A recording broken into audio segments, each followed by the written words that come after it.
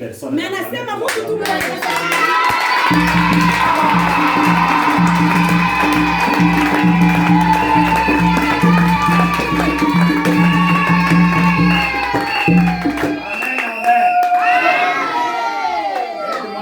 Celui qui est à côté de toi. Umsaidie kuambia yuko pembeni yako. Que tout le monde doit acclamer sauf toi. Watu wote wanapiga mikono mpaka wewe tu.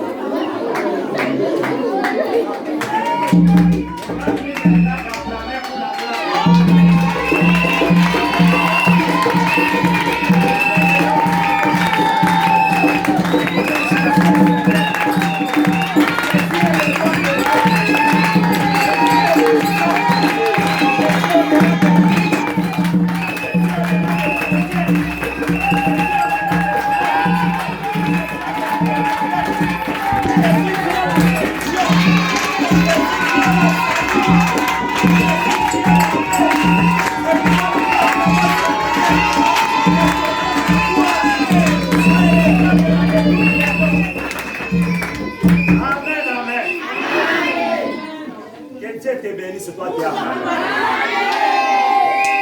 Il te donne ce que ton cœur désire. Surtout qu'il t'accorde le repos. Amen, amen. Il y a celui qui est à côté de toi. Aujourd'hui, c'est mon jour de repos. Amen. Aujourd'hui, c'est mon jour de repos. Amen. Aujourd'hui, c'est mon jour de repos.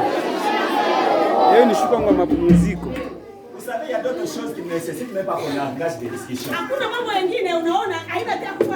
Devant une information que tu devais ou tu devais ne pas connaître déjà. Dieu m'a dit qu'aujourd'hui, il va visiter 2-3 personnes qui vont donner le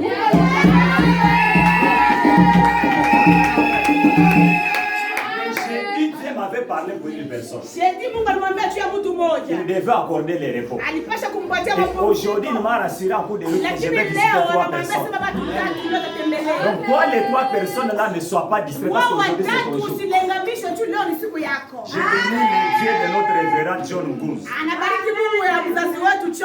Les dieux de tous les serviteurs et les servantes de Dieu qui travaillent.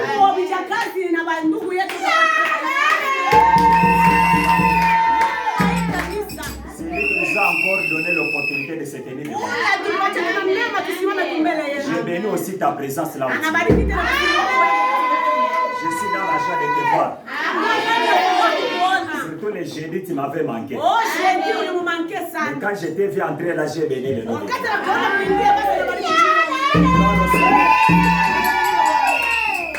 Nous avons les thèmes que nous avons introduits il y a quelques jours. Et par la grâce de Dieu, les jeudis, nous avons aussi parlé de la parole de Dieu. Avec un grand thème que Dieu a inspiré à l'homme de Dieu, qui était intitulé les repos. Gloire au Seigneur. Et nous avons dit la fois passée ceci. Nous voulons un peu réviser encore pour cela. Et quand on parle de repos, selon les Français, ou des ceux qui ont beaucoup étudié, que le repos c'est la privation, mais la cessation de tous les mouvements. C'est ce qu'on appelle le repos. Et nous avons dit ceci. Pour nous les enfants de Dieu, nous ne sommes pas là à l'université, nous ne sommes pas là à l'école pour parler de français, mais nous sommes venus chercher de la part de Dieu que signifie le repos. Et nous avons dit ceci. Et c'est que nous pouvons retenir comme la définition pour notre thème. Que le repos, c'est la visitation de Dieu dans notre vie. Quand Dieu te visite, c'est déjà le repos. Quand Dieu te fait grâce dans tout ce que tu cherchais, c'est déjà un repos pour toi. Quand tu n'as pas encore vu la main de Dieu, on ne peut pas parler de repos. Gloire au Seigneur. Ça, c'est ce qui signifie notre thème. Donc, quelque part pour ce mois de mai, Dieu a besoin que toi et moi nous puissions au moins voir sa main pour que nous puissions parler de repos. Je ne sais pas dans quel domaine. Mais moi, j'étais aujourd'hui chez nous là. Que l'église c'est un hôpital. Quand nous venons chacun à sa maladie. Peut-être ma maladie à moi c'est ma pauvreté. Que je cherche que Dieu m'accorde les repos là où je suis pauvre. Peut-être pour celui qui est à ta gauche là-bas. Sa maladie à lui, c'est la stérilité. Là où il a besoin qu'il voie la main de Dieu comme repos à lui donner à l'enfant. Peut-être l'autre qui est à côté de toi là. Les repos qu'il cherche, c'est le travail. Que le jour où il trouvera un bon travail, ça sera un repos pour lui. Pour l'être là, son repos, c'est chercher les diplômes. Il est en train d'étudier. Je ne sais pas à l'école primaire, je ne sais pas à l'humanité ou bien à l'université. Les jours que Dieu va lui donner les diplômes, ça va représenter le repos pour lui. L'autre, le repos pour lui, c'est le capital qu'il est en train de chercher. Tu as toujours eu les dons de vendre, d'acheter. Mais dans la main, tu n'as pas un capital. Les jours que Dieu va te visiter, avec un montant quelconque, pour commencer à débuter le travail et le commerce, ça sera aussi un repos pour toi. Et l'unique docteur qui va opérer toutes ces choses, il s'appelle Jésus-Christ de Nazareth.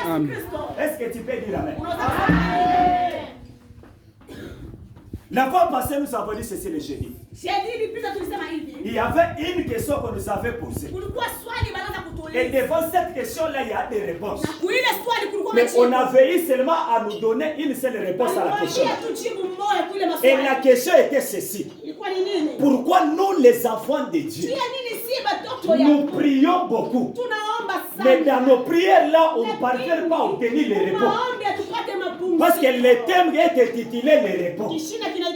Pourquoi nous venons chaque dimanche comme aujourd'hui, mais on ne parvient pas à obtenir les réponses?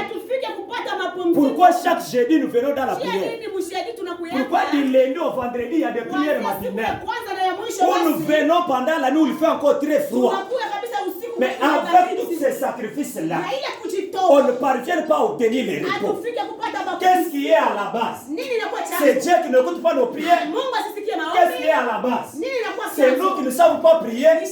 Quelle est l'origine des manquements de repos dans notre vie?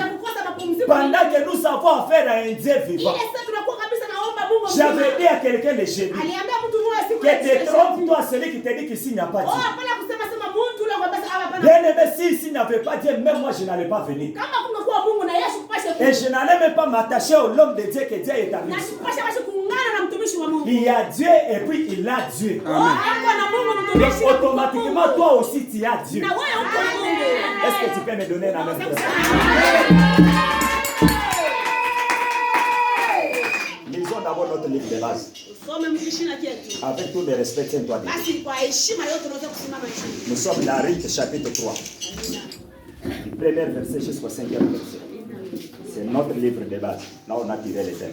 Nous lisons le livre de Rite chapitre 3, du verset 1er au verset 5e au nom de Jésus-Christ. Naomi, sa belle-mère, lui dit: ma fille, je voudrais assurer ton repos afin que tu sois heureuse. Et maintenant, Boaz, avec les servantes duquel tu as été, ne tue pas notre parent. Voici, il doit vanner cette nuit les orges qui sont dans l'air. Lave-toi et oins-toi. Puis, remets tes habits et descends à l'air. Tu ne te feras pas connaître à lui jusqu'à ce qu'il ait achevé de manger et de boire. Et quand il ira se coucher, observe le lieu où il se couche. Ensuite, va, découvre ce pied et couche-toi. Il te dira lui-même ce que tu as à faire. Elle lui répondit: je ferai ce que tu as dit. Amen. Amen. Seigneur. Amen. Est-ce que tu peux t'asseoir en acclamant la parole de Dieu?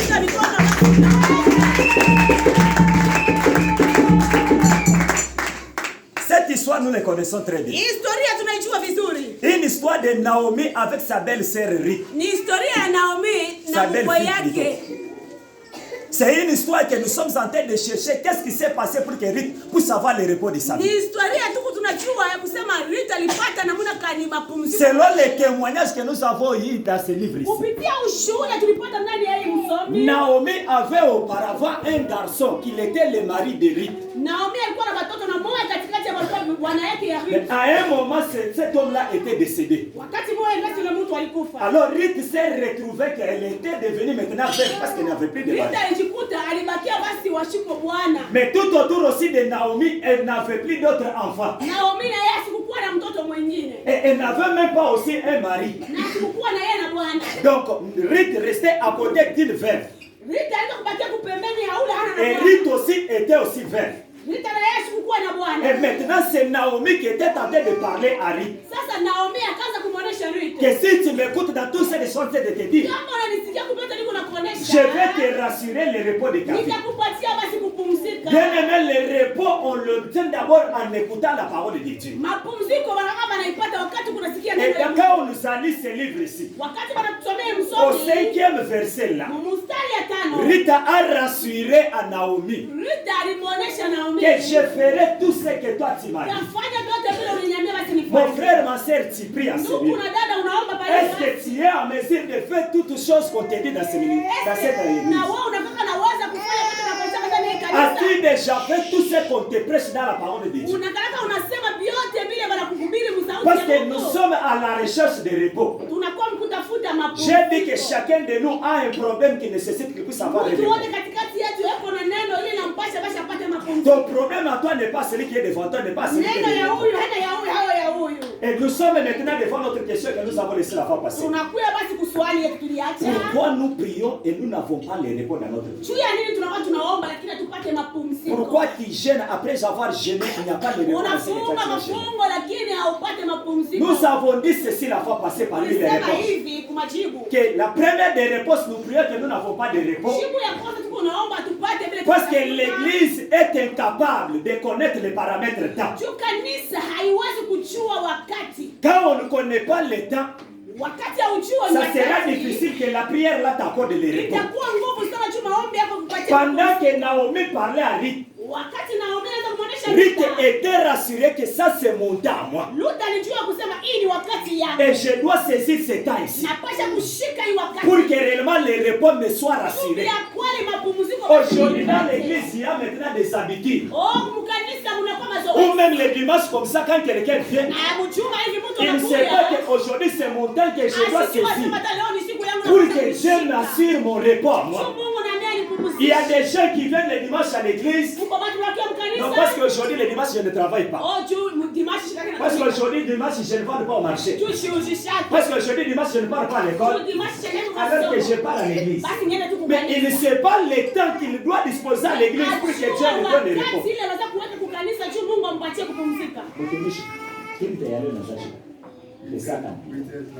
L'église d'aujourd'hui commence à 8h30. Même moi qui te parle, je suis venu en retard. Mais je les ai que Dieu me rassure les repos.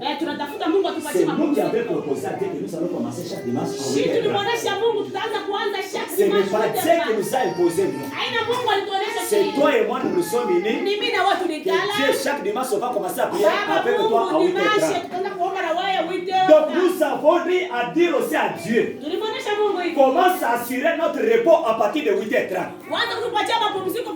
Et maintenant pose-toi la question, toi tu es arrivé ça.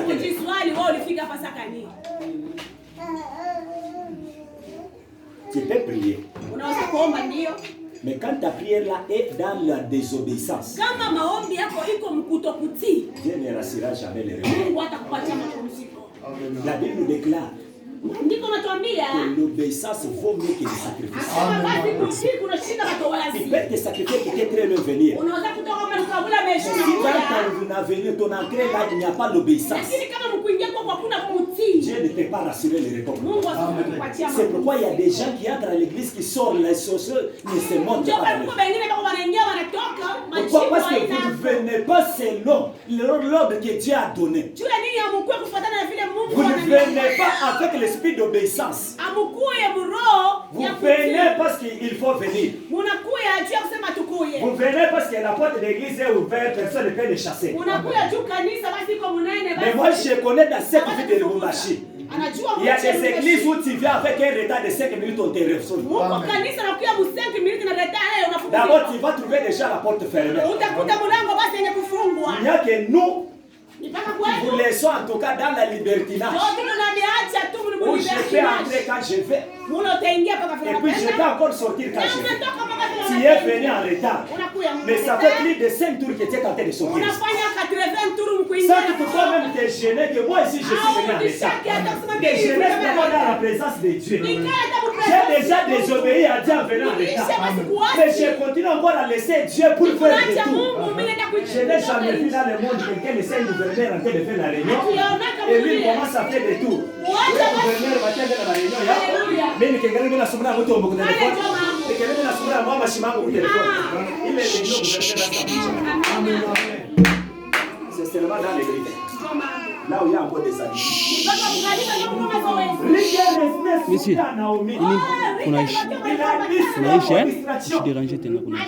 Stop aux faiblesses.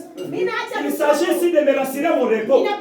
Je dois d'abord rester à l'écoute de ce que Naomi est en train de me parler. Qu'est-ce que Naomi cherche à moi?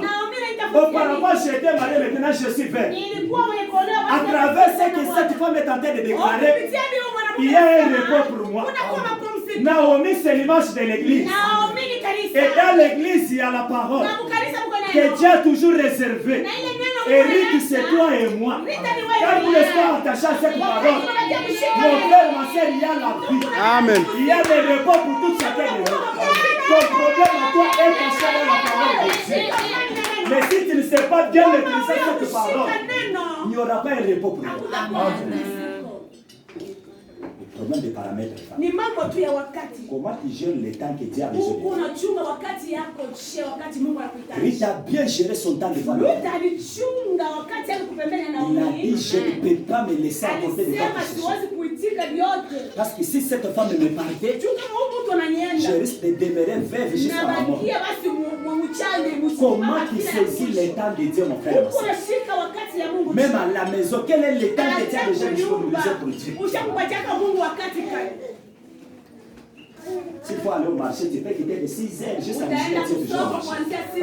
Mais pour Dieu, lui donner seulement 20 minutes, c'est tout un problème. Amen. Mais tu as besoin d'aide. Tu peux te tenir devant la route avec les balais. Pour le monde a l'air. Pour le monde a le choc. Amen. 40 minutes, 50 minutes, toujours debout. C'est Dieu à l'essai. Disponibiliser pour chercher les réponses de la part de Dieu. On ne nous a pas parlé que Ruth un jour il a abandonné Naomi pour aller se retrouver encore de Ruth en train de chimanger les gens. Il n'y a que dans l'église. Amen.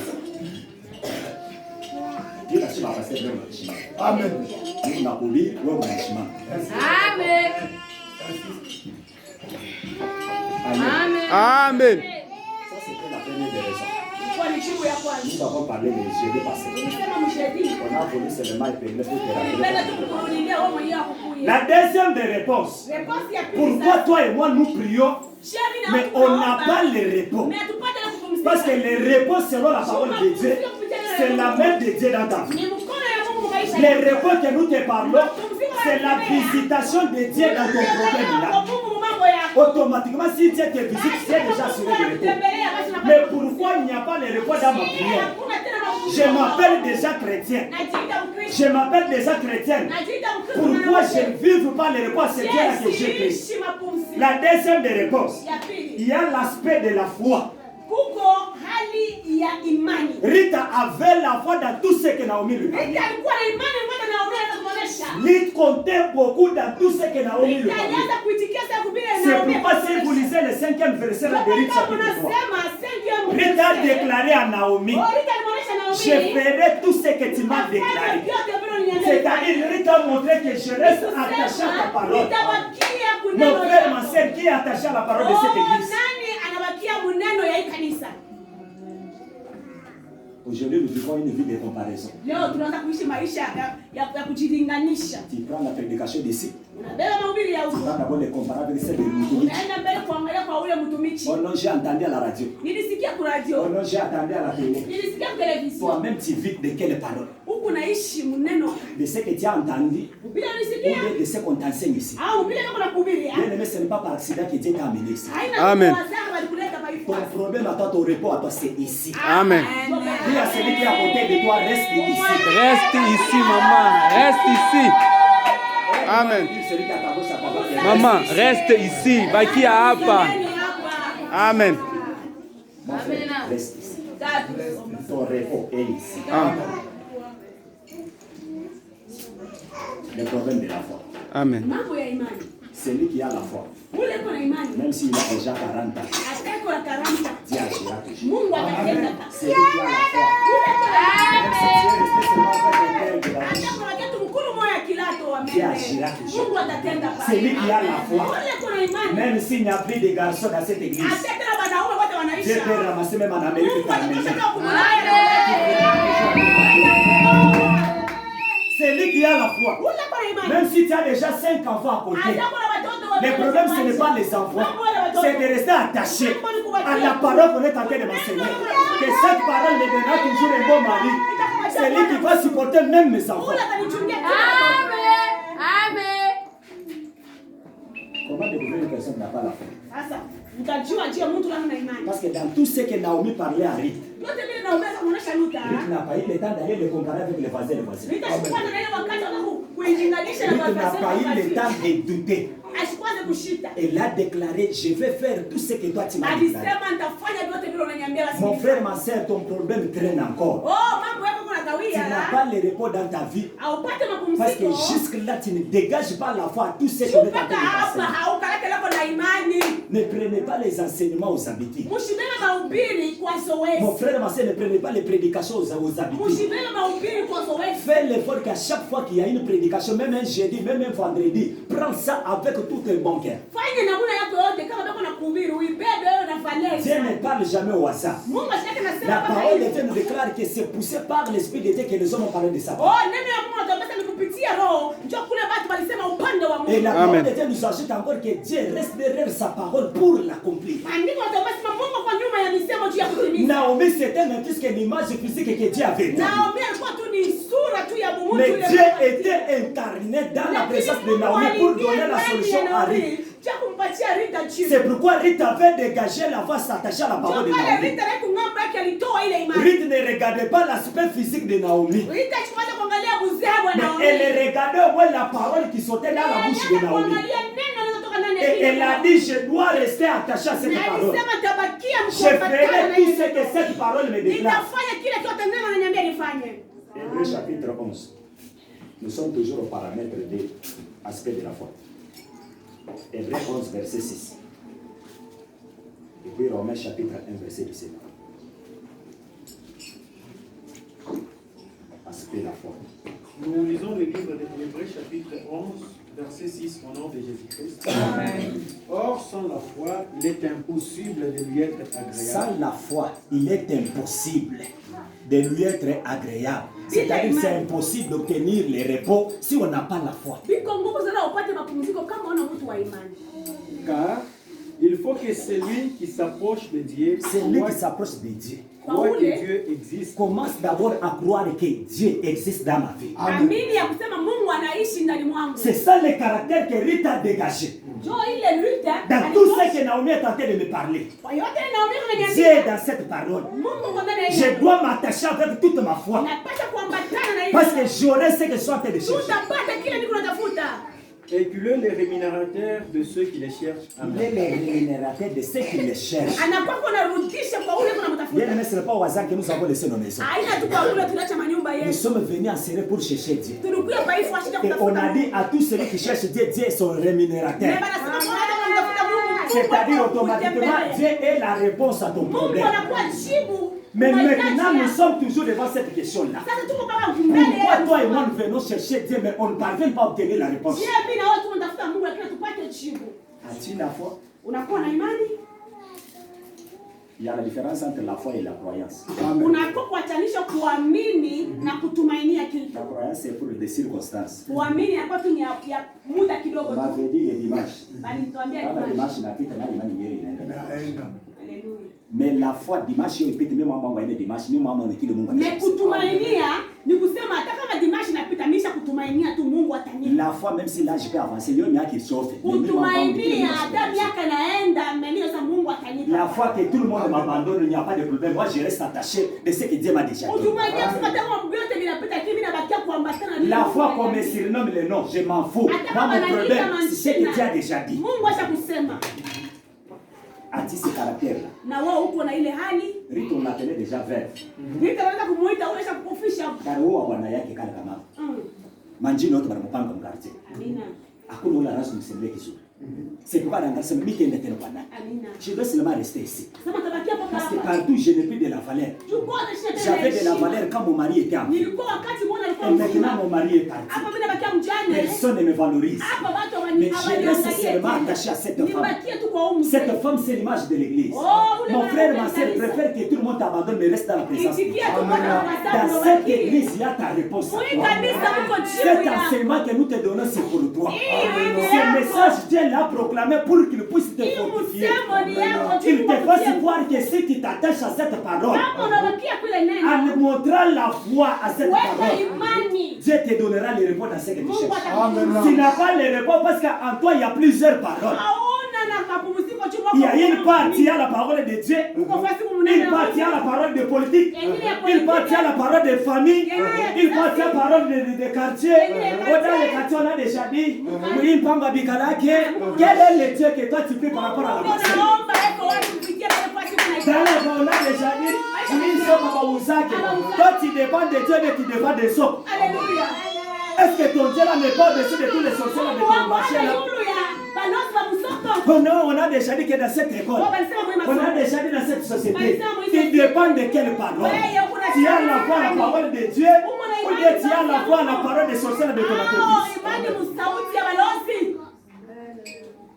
C'est pourquoi nous échouons. Nous prions, on n'a pas de réponse. Parce que quelque part, la parole de Dieu n'a pas de la place. On n'a pas la foi à la parole de Dieu. Nous croyons beaucoup au dire de ce monde. C'est que les petits sorciers sont en train de nous terroriser. Et nous nous attachons, nous montrons la foi à cela. Mais c'est que Dieu est en train de nous rassurer. On ne parvient pas à voir la foi à cela. La Bible nous déclare au commencement était la parole. Et cette parole était avec Dieu. Et cette parole était Dieu. C'est-à-dire Dieu s'est transformé, s'est mis en parole.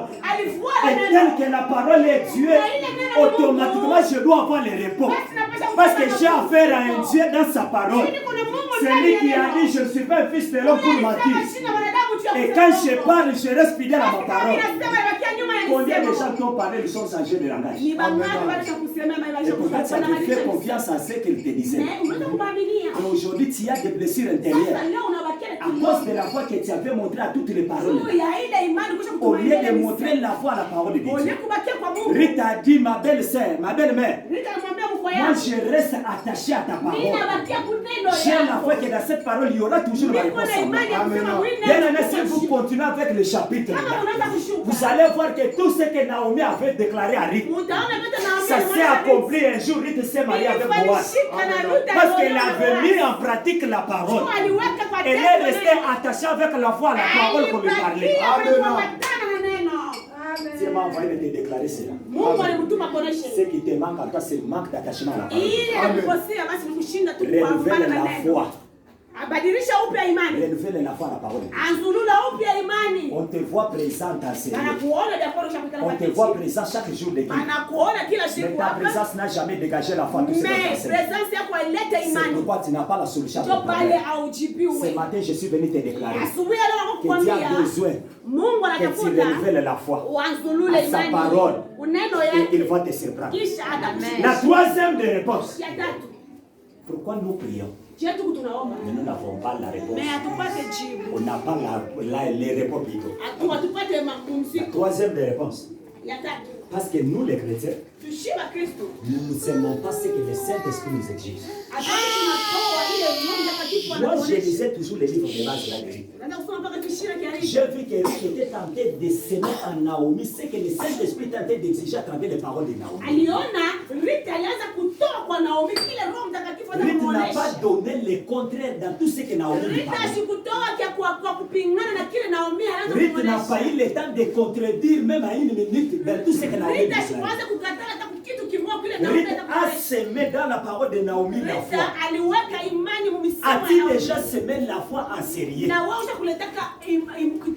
Que même s'il y a les tempêtes, même s'il y a la pluie ne peut pas m'arracher ma foi. Je dois semer ma foi dans cette église. Car c'est là où j'obtiendrai mon repos. Je dois donner ce que le Saint-Esprit me dit. Si le Saint-Esprit m'exige d'être là à 8h30, c'est à 8h30. Si le Saint-Esprit m'exige d'être là à 16h30, c'est à 16h30. Si le Saint-Esprit m'exige d'être à 5h30, c'est à 5h30. Je dois semer ce que le Saint-Esprit me demande de semer. C'est quelque chose qui manque à l'église aujourd'hui. Nous ne semons pas ce que le Saint-Esprit nous exige. Nous venons dans la présence de Dieu, mais nous sommes en train de semer le contraire de ce que la chair nous demande de faire. Mais ce que le Saint-Esprit nous demande de faire, nous ne le faisons pas.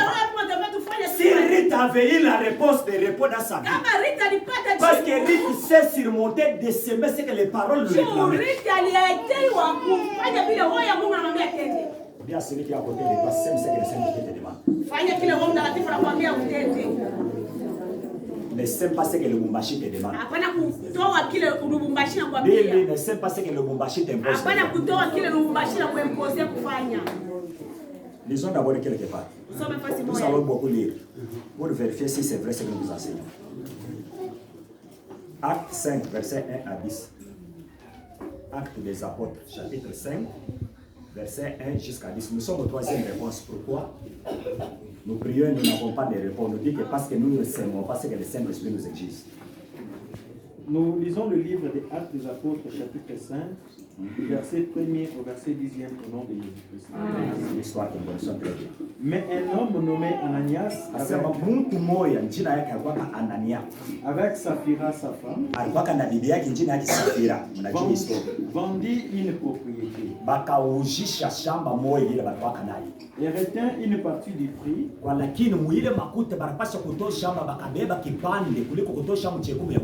Sa femme le sachant, puis il apporta les restes et les déposa aux pieds des apôtres.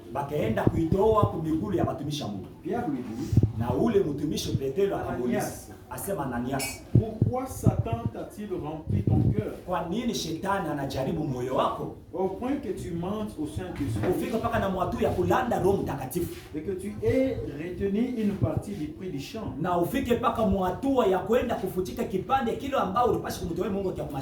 S'il n'avait pas été vendu, ne te restait-il pas? Et après qu'il ait été vendu, le prix n'était-il pas à ta disposition? Comment as-tu pu mettre en ton cœur un pareil dessein? Ce n'est pas à des hommes que tu as menti, mais à Dieu. Ananias entendit ces paroles, tomba et expira. Une grande crainte saisit tous les auditeurs. Le jeune Jean s'étant levé, l'enveloppèrent, l'emportèrent